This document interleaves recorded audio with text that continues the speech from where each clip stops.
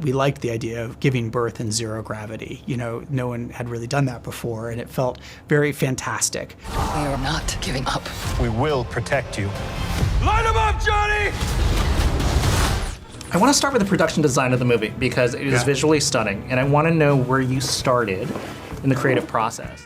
We talked about the aesthetic being the marriage of Kirby and Kubrick. So that's Jack Kirby, who was the creator of the Fantastic Four with Stan Lee, who was the artist responsible for that aesthetic, and Kubrick's 2001 in terms of retrofuturism, what the brilliant people in the 60s were imagining the future would look like, and making that the reality of our 60s, right? We have Reed Richards, who's the most brilliant man in the universe, who's pushing technology really far, so that his 60s is very different from what our 60s was. And also Sid Mead, who was a great concept artist of the 60s, and then later, his impact on Blade Runner is well known and all of that. So we were looking at what was happening in concept design, what was happening at the World's Fair in New York in the mid-60s, and saying, oh, well, let's bring that to life in the city at large, monorails and saucer-shaped buildings and all of that. So a lot of different inspirations along the way. Kazra Farhani, our production designer, is a genius, and he was inspired so much by architectural language of the time. Eero Saarinen and the TWA building at JFK, things like that.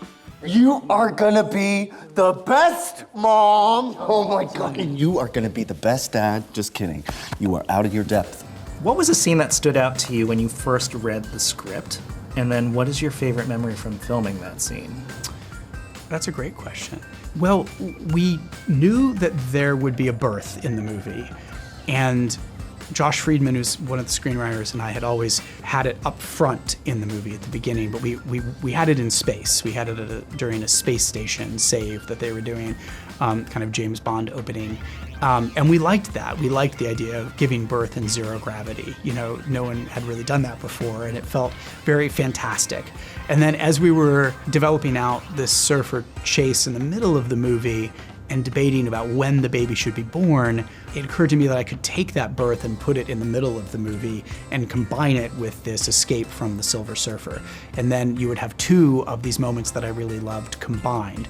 And so we built this birth in zero G, while being chased by a Silver Surfer, while slingshotting around a neutron star, and thought, birth is always terrifying and scary, even in a really comfy birthing suite at a hospital. But imagine trying to do it in zero gravity while being chased by an unstoppable force. So that sequence was definitely the one I was most excited about bringing to life, and then was also the most challenging to shoot, because you have actors and wires, they're giving it their all. It is not comfortable in a beautiful set, but a set that is also difficult to get wires in and to make realistic. And then you're also dealing with relatively young newborn babies coming in. But I'm very proud of that moment, and it feels like my own memories of my daughter being born, but just crazier.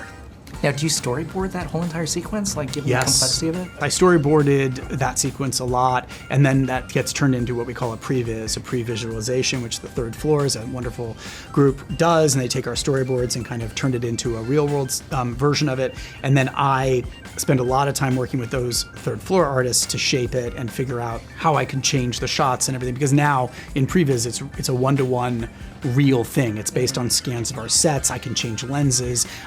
So everything becomes a sort of a very strong, not only a visual representation of what it will feel like, but a way to create a ground plan for how to shoot it. And then it helps all of our department heads to come together, gather around this thing, and start peeling the onion of how are we going to accomplish this shot? What sort of wire rigs do we need? What do we need for lighting? So many lighting cues, whether it's around which side is the neutron star on? Are we in a wormhole? When do we come out of the wormhole? It was an enormous amount of work for everybody. We will fight it together as a family. What ultimately led you on that path from being in front of the screen to behind the scenes a little bit and directing a set, first now on TV and now in movies? Definitely not a linear path. Okay.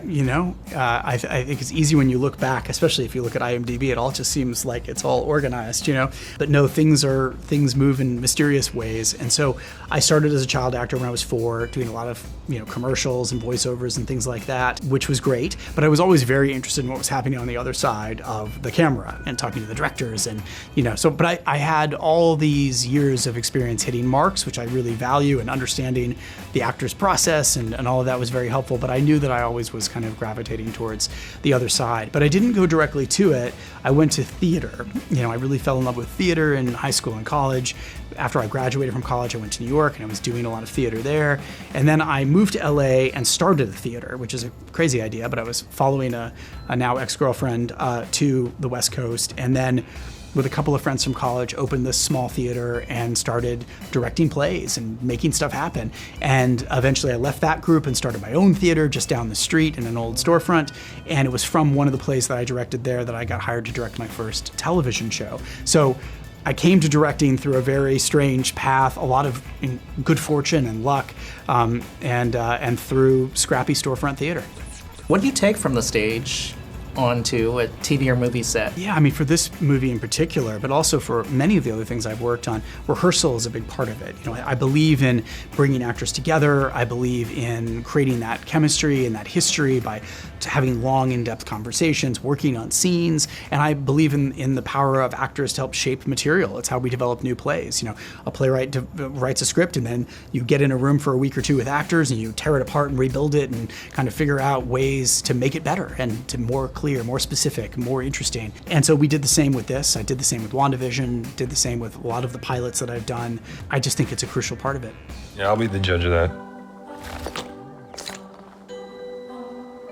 Okay.